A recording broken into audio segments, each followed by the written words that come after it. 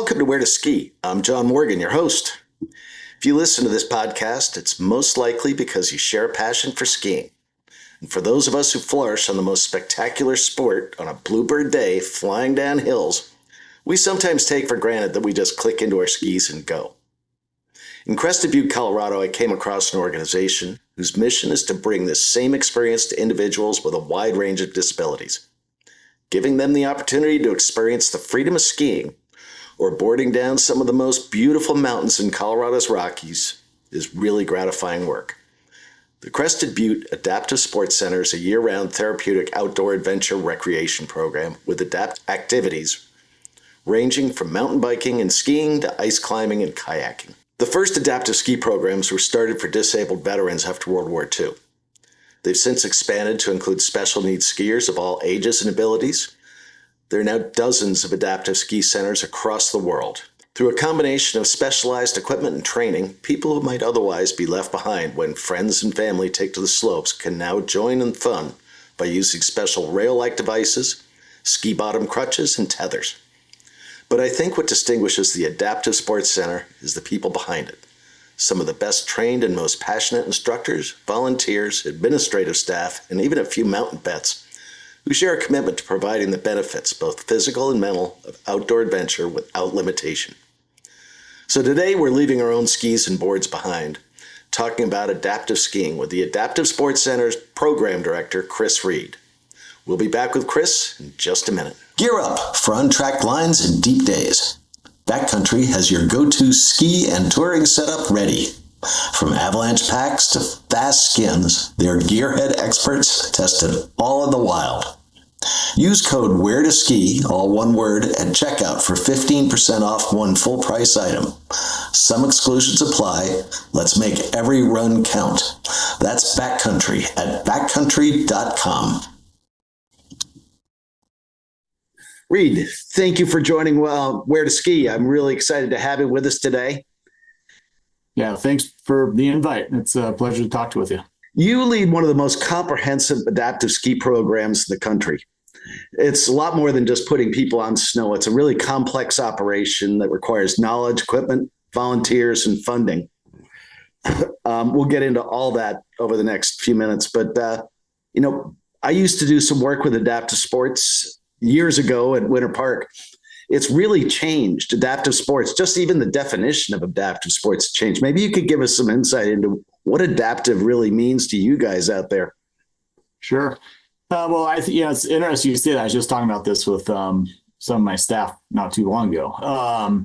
Traditionally speaking, adaptive sports means using specialized equipment and/or teaching techniques to get people with some type of special need out doing a sport-based activity. And so that's the kind of the traditional definition, and that's definitely what we do here. We have a whole bunch of very cool equipment that we use, specialized teaching techniques and training and education, all that kind of stuff. But I actually think the best way to think about it is if in this day and age, anyone who's doing a sport, whether it be like a traditional sport like basketball or something like that, or an outdoor adventure sport, I mean, we're kind of all using adaptations to do that sport, right? A ski boot is an adaptation for every skier out there. You couldn't ski without it. The specialized court shoe for a basketball player this day and age, or all the special compression fabrics we're using this day and age, those are adaptive. That's adaptive equipment. So I think we all fall on that spectrum of adaptive in how we use things and what we do. And the fact of the matter, in this day and age, some people just need more of certain adaptations than others. And it's a cool time to be doing this because the equipment and all this stuff that's available is better than ever. And so I think if people think about it that way, it's almost easier to relate to. That's an interesting perspective. That's like a continuum or a spectrum rather than just sort of tactical implementations. Yeah. And we often see, folks who start off and you think they're going to need this, that, and the other, and they often need less. And so it's definitely, I think at times, I'm a big fan of less is more. The more simple, the better the outcome usually. How did you personally end up in Crested Butte at ASC. You have a pretty good story there. You've been at this a while too. I've been at this for a while. I've been in the industry for the outdoor adventure industry for pushing 30 or more years, which is hard to believe because it's gone really fast. Crested Butte and my job here, it was kind of two different planes for a long time. I grew up in Colorado Springs, like we were talking about earlier before we started recording. And I had an uncle who was an old ski patroller here in Crested Butte. And so as a family, we just came here for ski trips and camping trips and things like that. So Crested Butte got in my blood at a very early age. And then as soon as I left home, left Colorado Springs, this was the first place I came to. Education wise is what got me into this role. And so I started off in college down the road at Western State as a physical therapy major. And I liked it, but in all honesty, I was only halfway into it. And then a spring break ski trip out to Utah with some friends, put us on campus at the University of Utah to go to an event there. And I grabbed a course catalog, and I found out on the drive home as I was flipping through that catalog about recreation therapy. And that just caught my eye because I was physical therapy. I'd never even heard of recreation therapy. Long story short, I transferred, got a degree from the University of Utah in rec therapy, went off, did internship, worked in that field for a little bit, went back to school, got a master's in outdoor ed, worked in the mainstream kind of adventure field for a while. And I got kind of bored with that. And I came back to the adaptive setting because, like we say around here often, it's never boring. You're always thinking things through a little deeper, and the rest is history. So like I said earlier, I've been in the industry for about 30 years, and I've been 30 plus years. And I've been with this program for about 24, I believe. And you were at Winter Park for a while there too, weren't you? I was. Yeah, that's where I got my start. I did my required internship there for therapeutic recreation. And I was lucky enough to work with Hal O'Leary, who often, many people describe him as kind of the godfather of adaptive rec and adaptive skiing for sure. And he taught me how to be a river guide, and I learned how to teach. And I worked in the equipment room there and tinkered with a lot of adaptive gear at the time, which was cutting edge at the time. And now you see it, and it looks pretty archaic because it was a long time ago. And I'm still good friends with many people that I met over there. And that was definitely my launching pad into the adaptive realm of things. Yeah, back when I did do some volunteer work there a couple times, a long time ago. And they had a lot of people in boats. What really amazed me were the blind skiers. And basically take a slalom pole and just ski down next to the blind skier, and they'd follow along. It was amazing.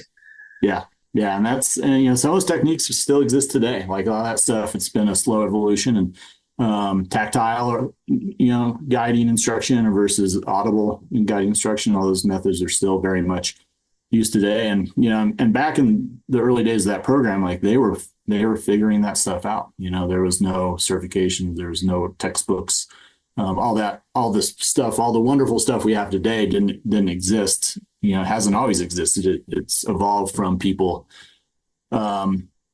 figuring things out with their participants, the instructor and participant relationship, and a lot of cool techniques have come of that over time.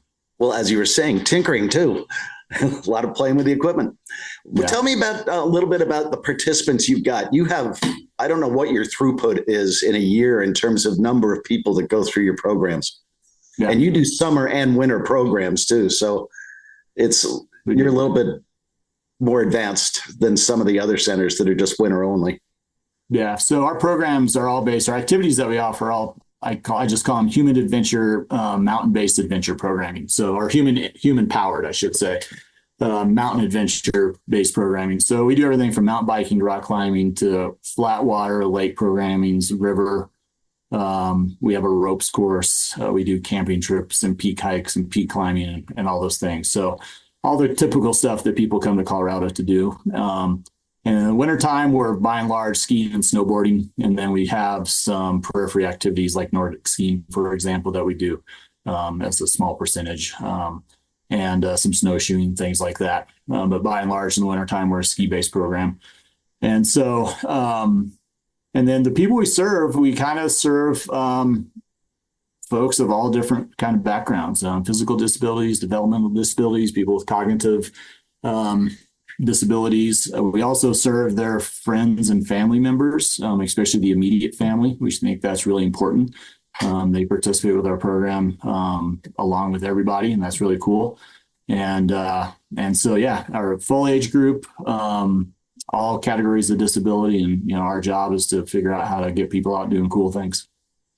Are there any age groups that you hit the most of, or where do a lot of these people come from?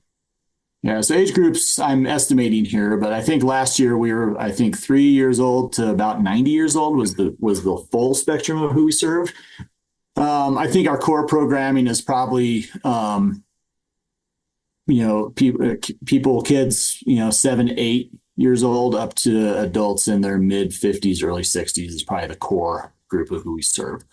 And we're really balanced. I think one thing I look at a lot of numbers for our program, and I think what's really interesting is we're really balanced. We're balanced in physical versus developmental disabilities, for example.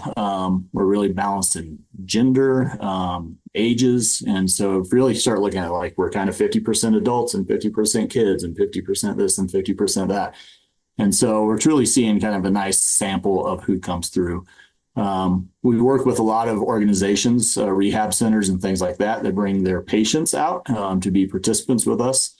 And that is often a stepping stone from clinical rehab to kind of the next chapter of life, like someone's new reality of living with an acquired injury, for example, whether it be spinal cord injury or traumatic brain injury or amputation, vision loss, those things. So we work with a lot of organizations that come to us, and we act as kind of a facilitator of that kind of progression in their recovery.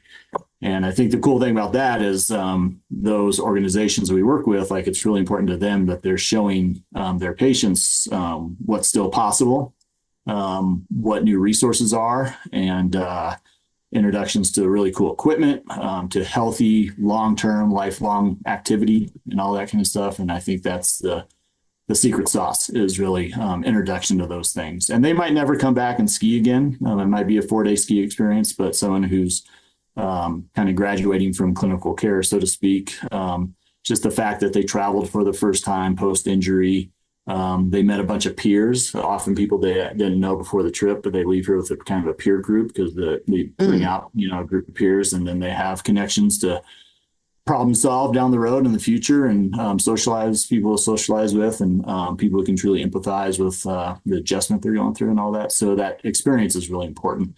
And that's all through the kind of the conduit of, going on a bike or a ski trip. That's kind of the carrot, but the takeaway is often much bigger. Yeah, you mentioned working with the families too. I assume that's pretty important to be able to give families the structure to be able to help the disabled family members progress. Yeah. Just even from that long-term piece, like families want to do cool things together. They want to vacation together and travel together and all that. And, last thing we want to do is have the person who needs our program come here and everyone else goes there, right? It should be a family unit, just like most people go on trips. And so that's a core part of what we do. And we see it every day. We have a family here today, for example. And it's just really important. It's really cool for parents to realize that, if a parent has a child with a, whatever disability, and it's really cool to have the parents witness the kid have a breakout moment or be stronger or more capable than what they thought of. And it can change the dynamic for the better at home, and so it's that independence piece. And one thing I kind of preach to our staff is our goal is to make people not need us anymore. We're not trying to build clientele. There's plenty of folks out there that could come through here and use our services. Our goal is independence, or as independent as possible. And you really see that kind of kick in with the parent and child dynamic. Sometimes a spouse dynamic, a couple has one of the spouses was injured in a car wreck or something like that, like a permanent disability or condition. And they come here and participate together, and they watch each other mountain bike or rock climb or ski. And then there's just these really cool kind of realizations that happen about independence and capability and interest and drive. And it's a long list. We see some really cool things. That is pretty cool. That's awesome, actually. It takes sort of a crowd to be able to get this place running. I've stood outside your spot in the winter and watching people come out with or without assistance and instructors or whatever. It's a steady stream. I mean, there's a lot of people involved in the program. And that's some of the differentiators you've got. You've got a really committed group of people working in the program, both full-time and I assume part-time as instructors, as coaches, and maybe you could talk a little bit about them, what kind of training they have, where you find them, and things like that. Yeah, it's an amazing group. And the other thing that's super obvious is this place is the result of a lot of effort from a lot of really, really good people over the course of time. Start off as this little teeny tiny program. It's grown to be what it is today. And there is hundreds, if not thousands of people involved in getting us to where we are today. And it takes a village and that continues. Our volunteers are phenomenal. We have people who volunteer on a very, very regular basis, up to people who do a couple times a year for both programs and special events. And we could not do what we do without that support. It's a tremendous workforce. They bring in thousands and thousands of hours a year of time that they dedicate to us. We have an incredibly dedicated board of directors who brings in a lot of like legal and business expertise and all the funding sources, all the things that we need to make that happen there. And we have an incredibly dedicated staff here, both admin and field staff, instructor staff that are very knowledgeable, extremely dedicated, and they show up every day and make that happen. I've been doing this for a long time, and we had an instructor interview yesterday actually, and I told her that I'm still amazed how well the pieces of the puzzle come together to make a day happen, because there's a lot of considerations. And so as far as training program staff, the program admin staff, most of us here have some type of background in outdoor education or therapeutic recreation, or put those concepts into play at an admin level with planning and things like that, and the trainings we offer and things like that. And then the same is true with our instructor staff. They're out in the field every day. We're 7 days a week during the season, both summer and winter. And that crew has a very strong background in outdoor ed, therapeutic rec, sociology, education, things like that. And they really apply that knowledge to our programs. And so they come in with a lot of knowledge. They come in with a lot of motivation and drive. They're really extremely dedicated to the mission. And then just like any other job, the longer you do it, you start learning the tricks of the trade, and you just start kind of fine tuning those skills and going to trainings. And it's really cool to watch an instructor go from the learner to the teacher as far as like the staff interaction goes. We have folks that come in and they're nervous, and next thing you know, and I have no concept of time, but as time goes on and years go on and people are dedicated to it, they start becoming the experts. The next thing you know, they're helping train the staff and all that. So there's just that evolution that happens. And, one thing that's really interesting about what we do is it's in a good way. Like I said, it's never boring.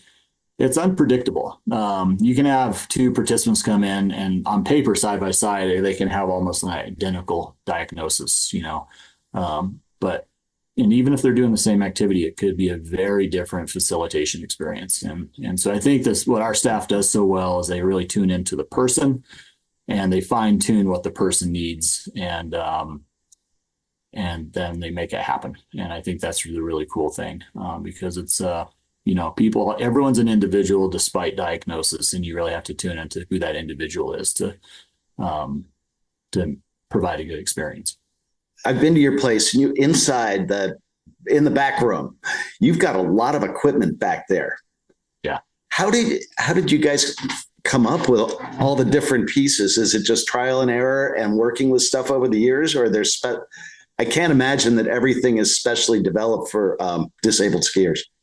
A lot of it this day and age is. And I think that's one of the cool things. That's the evolution I've seen. I've been in the industry for a long time, and the industry has definitely evolved from like creating things in-house to being able to purchase things that are engineered and designed. And we still do a lot of tweaks, and we still create things our program coordinator created this really cool ski boot adaptation last year that was just for that person, and we might never use it again, but it worked really well. It was a great idea for that person during those 4 days.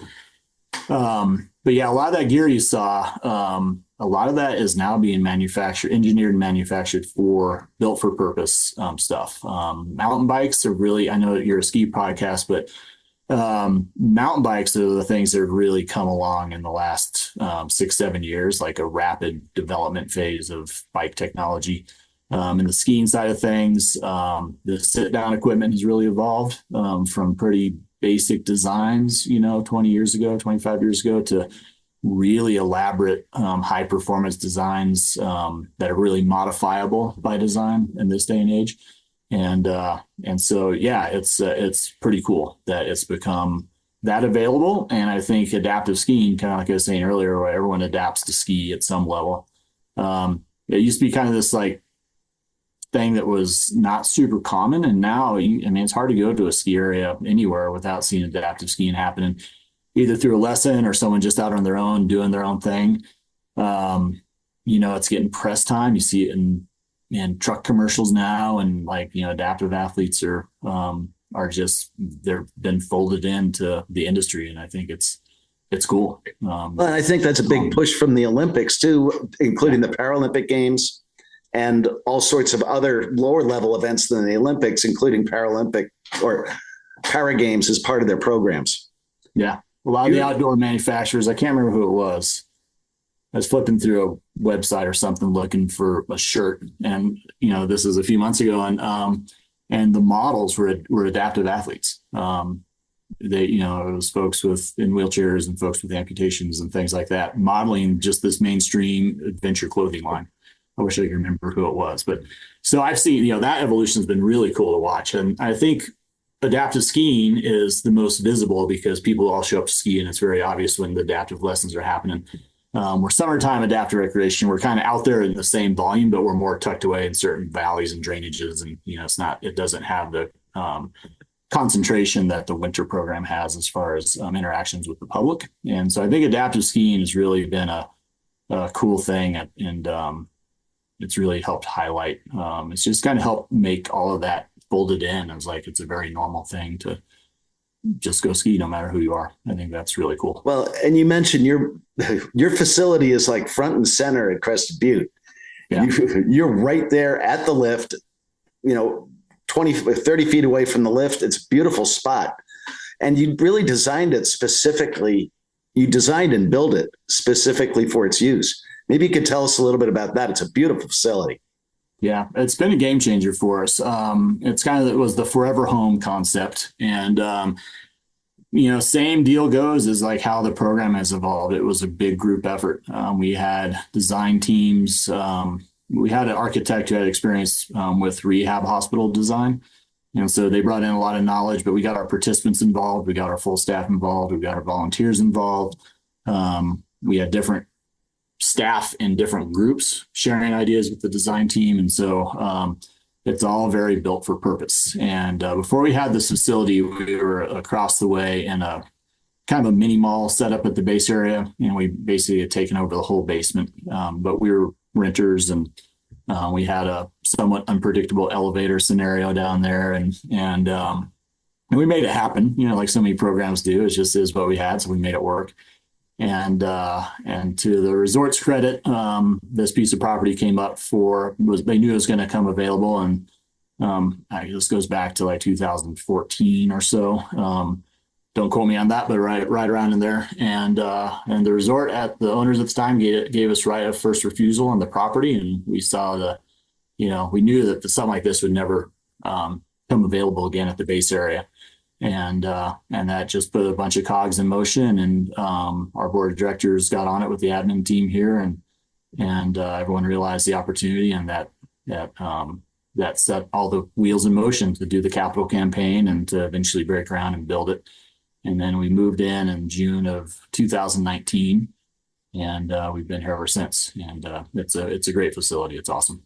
It's beautiful. It's a beautiful spot, and that's a great story. It's it took a lot of work for you to get the site and get it built. And it took not just you, but your whole team.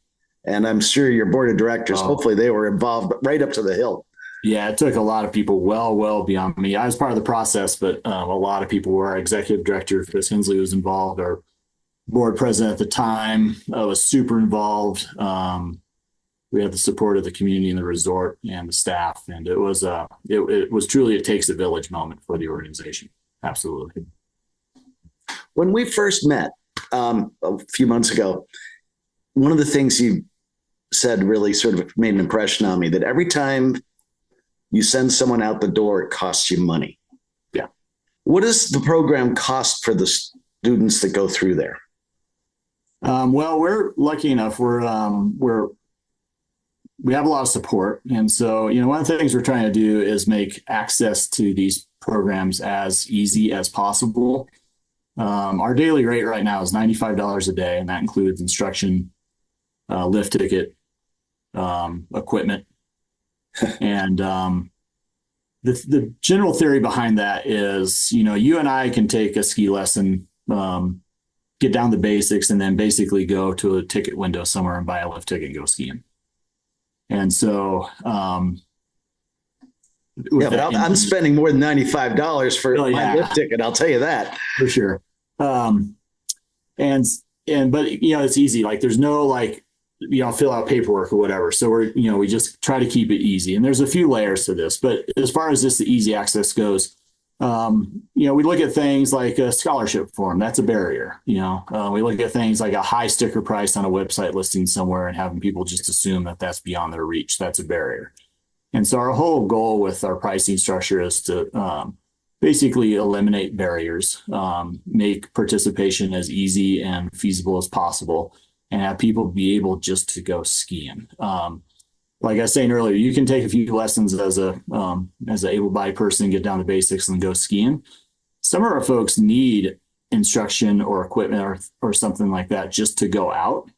If you had to take a ski lesson every single time you wanted to go skiing at ski lesson prices, you probably wouldn't go that often, right? And so we're trying, it gets very expensive. So we're trying to basically have the general theory that if we want people to enjoy this as part of their options of what to do with free time and interest and stuff like that, like keep it simple and have it kind of shadow the mainstream ski experience, and some people simply will need us for a long time to access the mountain. And so you can look at it as ski instruction, or you can look at it as ski access, and anyone that goes out is of course going to have some instruction and help and all that. We're very skill instruction based, but that access point is really important. And so that's something we're trying to achieve with our rate. And the other layer of that is, we serve people who are, a vast majority of folks with disabilities in this country are potentially underemployed. They have higher medical costs. There's all those cost of living considerations. And so that's where you get to that 95. Yeah, we're lower than a lift ticket costs, but it's all relative what a feasible rate is. And then for the folks who can pay more, and plenty of folks like that do come through, they're paying the same price, but we encourage them to donate back to the program, kind of that difference or whatever they can. There's no expectation. And it's kind of a peer-to-peer support network that keeps funding up and our prices down. And so far it's working out pretty well. It definitely has its challenges. We lose a chunk of money every lesson that goes out the door for sure. And so our development team is doing a phenomenal job of making up for those differences. But as a nonprofit and as people who are promoting health, wellness, recreation, in relative to who we serve, it's a model that kind of is logical. Well, and you do a tremendous amount with scholarships and grants for students, things like that too. Yeah, even with that rate, we're still scholarshiping quite a bit. With those rehab group programs, I was talking about our group programming, we do a lot of funding support for travel, meals, lodging, all those things. So there's still, beyond that $95 rate, we're still providing a whole bunch of financial support for people to come through. And then our hope is also, if people can't afford it, that they're being straight up and they're paying full pop. And the better that's managed, the more we can truly help those who need it and all those things. So that's like the demographics in any population. You get certain power. Yeah, I get it. Yeah. How much of your time personally do you have to spend fundraising? Probably quite a bit. So I'm involved with, me personally in my position along with some of our other program admin, our managers and our assistant program director and things. We're involved in fundraising for sure. We'll talk to donors and things like that. But the vast majority of the time fundraising is our development team. Our executive director is heavily involved in that. And we have a board committee that's heavily involved in that too.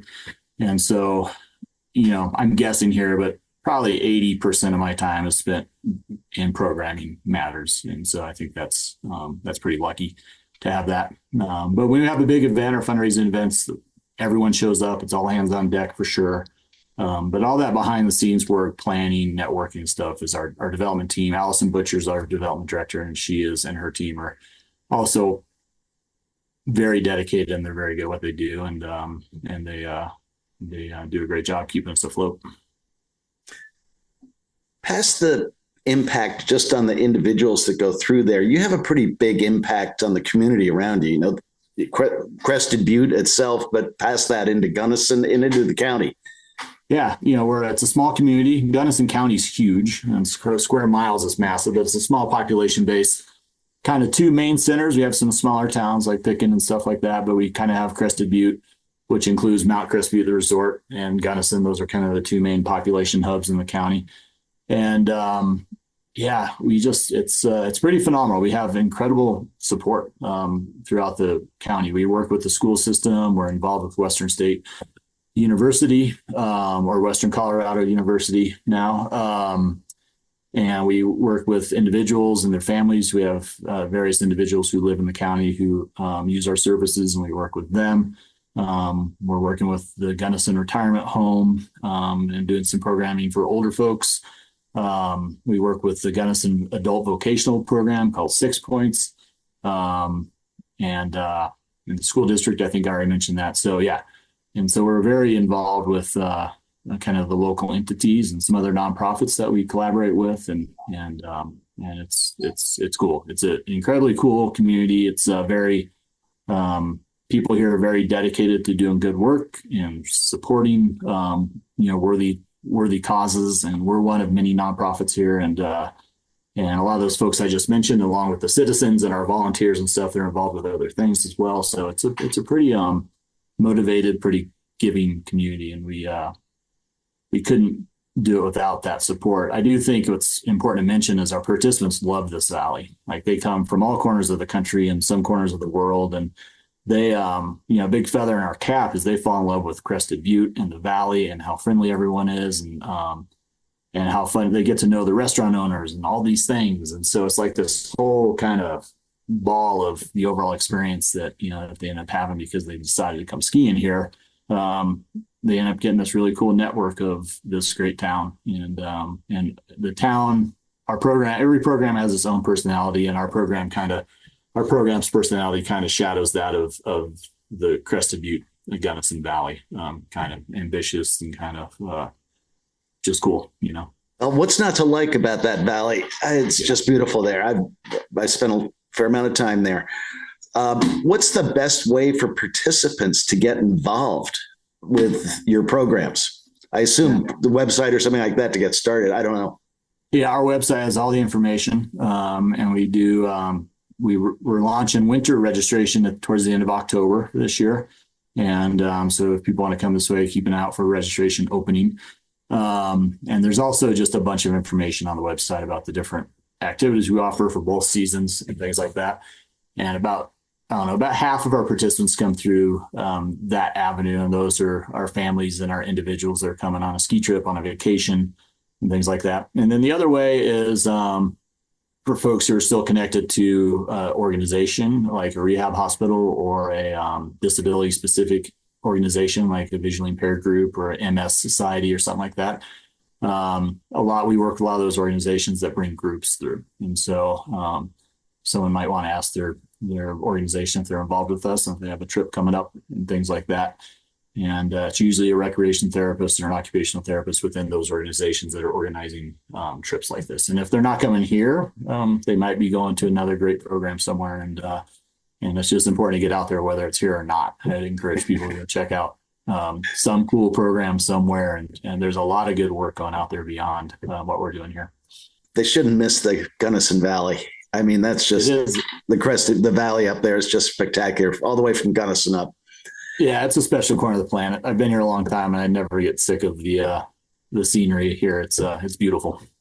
How can listeners get involved in terms of supporting the Adaptive Sports Center? Is that again through the website, or should they give you a call? Yeah, the website's a good conduit for that, and our staff list and our staff positions are all listed there. So if someone wanted to donate, they could contact our development team through the website. Someone wanted to volunteer, there's a volunteer page to get on lessons. If someone's interested in coming out for an adventure experience for a few days, and all the registration information's on there. So our website is really a good conduit. They can always call to all of our general information's on the website, our phone number, our info at, all that kind of stuff. But the website really breaks down the different departments, and based on what people are interested in doing with us, they can kind of navigate through there. Perfect. Reid, you're a skier. First, do you ever get a chance to ski much? Yeah, like week to week, my job, I'm very much have an admin job, and it's amazing. It's sometimes a little ironic. Like it takes a lot to keep this place going, and the admin staff here is very dedicated the day and day in the business side of things. So we do ski, absolutely. We're not out there skiing every day by any means, and so yeah, it's both. We don't ski as much as someone might assume, but we ski definitely more than most. So it's just depends on how you look at it. Yeah, you could go out and get a couple runs in every day. Now, this is a question I ask pretty much all of my guests. You have a philosophy about skiing of your own and your love of the mountains. How do you communicate that to other people that you run into in the course of life? It's a good question. Yeah, I think in so many ways, I'm sitting right here right now because of skiing. I learned to ski here on this mountain when I was a kid. I've lived in the valley since 1990 or something like that. Skied here a lot before then, just on family trips and things like that. And what's interesting about this mountain, just as a skier, not as a program director, just as someone who really likes to ski, this mountain has never gotten boring. Like it just delivers. And I think, how skiing becomes something you identify as a skier is it's really powerful. It makes you go to really cool places in the world. It puts you in interesting social groups, and you meet all sorts of interesting characters. And just there's something about skiing that really brings out like kind of that adventurous side of people. And yeah, I mean, skiing dictated where I went to school and where I transferred to school. Going to Utah wasn't exactly a mistake. I very much transferred to Utah to change my major, but also I wanted to go ski Utah for a couple of years. Returning back to the Colorado mountains was very intentional and all that. And it gets in your blood, and it's hard to get away from for whatever reason. It grabs you. Well, and part of that is those mountains, they change every day. They're never for me, they've never been the same 2 days in a row. Yeah. And it's true. It can go from just a giggly, perfect powder day, with warm temps and light snow to a crystal clear bluebird January morning where it's 20 below zero and carby corduroy. And for some reason, it's all cool. I could wake up every day and take a fast couple of runs down to International just to warm up. Yep. Or cool down depending on the temps here. Yeah, well, January can get a little toasty. I got stories about that too. I'm sure you've got more than I do. Reid, this has really been fun to talk to you. It's been inspirational. You do a lot for the community and a lot for the town of Crested Butte and for the ski area and for a lot of people. This is awesome. Thank you for taking the time to talk to us. Again, you may run into him if he gets a chance to take a couple laps right at the bottom of Crested Butte. But if you ever get to Crested Butte, stop in, take a look you can't miss the building. It's right there at the bottom of the lifts, and stop in, say hi. And if you want to help out one way or another or use facilities, just keep going. If you like our podcast, hit the subscribe button and get notified when a new episode comes out. Also, let us know where you want to ski, and let's get it on our list. Thanks for joining. Thanks, Reid. And thanks to the Grits for the music. Thank you, John. Sometimes travel adventures don't play out the way you think. Shit happens on the road. We partner with Global Rescue for world-class travel protection and travel insurance. Trusted by adventurers worldwide, Global Rescue membership ensures emergency medical evacuations, field rescues, and medical advisory services no matter where your adventure takes you. Paired with IMG travel insurance offered through Global Rescue, you get comprehensive coverage for trip cancellation, medical bills, lost luggage, missed connections, and more, protecting both you and your trip. While Global Rescue keeps you safe in the field, IMG Insurance covers the unexpected costs. Together, they're the ultimate protection for adventure seekers. Whether you're headed to the Vallée Blanche or taking skiing and wildlife in Norway or Alaska, enjoy your experience with peace of mind knowing that Global Rescue has your back. Nobody wants to imagine an emergency on a trip, but when the unexpected does happen, you want the team of medical and security experts at Global Rescue to be there for you.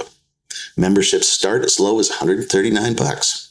Hit the link on our website at wheretoski.org or use code WHERETOSKI, all one word, to find out more.